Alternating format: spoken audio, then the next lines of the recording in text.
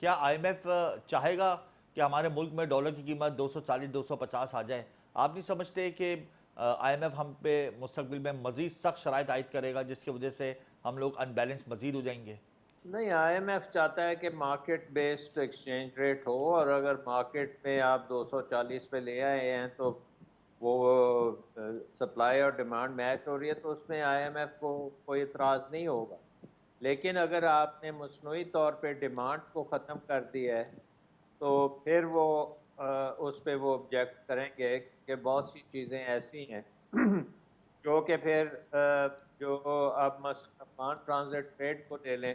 جی اگر ہم وہ اس کو بند کریں گے تو پھر آپ دیکھیں گے کہ اسمگلنگ جو ہے وہ لانچز سے شروع ہو جائے گی، کشتیوں سے شروع ہو جائے گی. جی بارڈر ہمارا 2800 کلومیٹر لمبا ہے، وہاں سے شروع ہو جائے گی. اور اس کا مسئلہ یہ ہے کہ ہمارے جو امپورٹڈ چیزیں ہیں ان کے اوپر ٹیکسز تقریباً 50% سے زیادہ ہیں.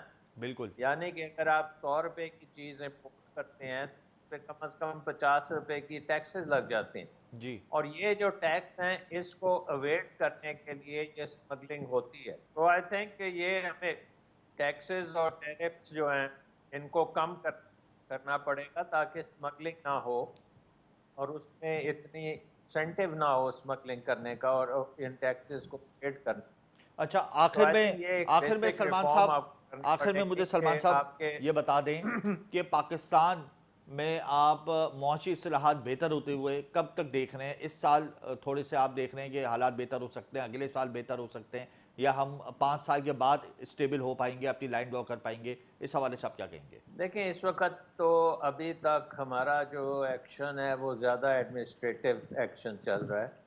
بیسک ریفارم، نظام کی ریفارم یا پروسیسز کو چینج کرنا یا اداروں میں ریفارمز لانا یا آسانیاں پیدا کرنا، ریگولیٹری برڈن کم کرنا، وہ کام ابھی شروع نہیں ہوا. ابھی تک شروع سو نہیں آئی ہوا. تھنک ابھی ہم بہت انیشل فیز میں ہیں. تو جب تک یہ ہمیں ایک موقع ہے کہ ہم اصل ریفارمز کی طرف آئیں اور بڑی تیزی سے کریں. اور اصل اس کا ریفارم سے کیا مطلب مراد یہ ہے ہے آپ کی؟ کہ آپ دیکھیں، ایک تو یہ ہے کہ ہمارے ملک میں حکومت کی بے شمار لیئرز ہیں.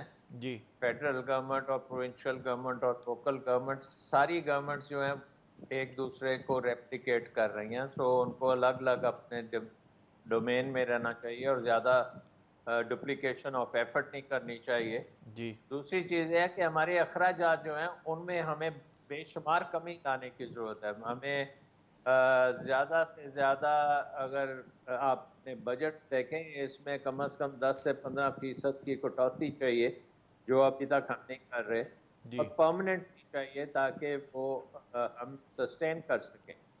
اور سائز جو ہے حکومت کا اس کو چھوٹا کرنا ہے اور پرائیویٹ سیکٹر اور پرائیویٹ مارکیٹس کو فروغ دینا تاکہ مارکیٹ میں کمپٹیشن ہو اور ہر چیز جو ہے اس کے اوپر آپ پراپر اس کی ویلیویشن وائبلٹی نکلے مارکیٹ فورس سے اس کو ڈٹرمن کرتی ہیں اور مارکیٹ بہتری فورسز کی کو سطح پر آپریٹ کرنے گامزن دی ہونے میں جاتی. ہمیں کتنا وقت لگے گا سلمان صاحب؟ آپ کا تجربہ کیا کہتا ہے؟ دیکھیں، ہم نے ایڈمنسٹریٹو طریقے سے وہ جو ڈالر روپے کا تناسب تھا اس کو تھوڑے دیر کے لیے روکا ہوا ہے. جی اگر ہم نے اگلے 5-6 ماہ میں دوسری بیسک ریفارمز کرنی شروع کر دیں اور پاکستان میں اچھی مقدار میں انویسٹمنٹ آنی شروع ہو گئی جی تو یہ پھر پروسیس ہم آرام سے طے کر لیں گے.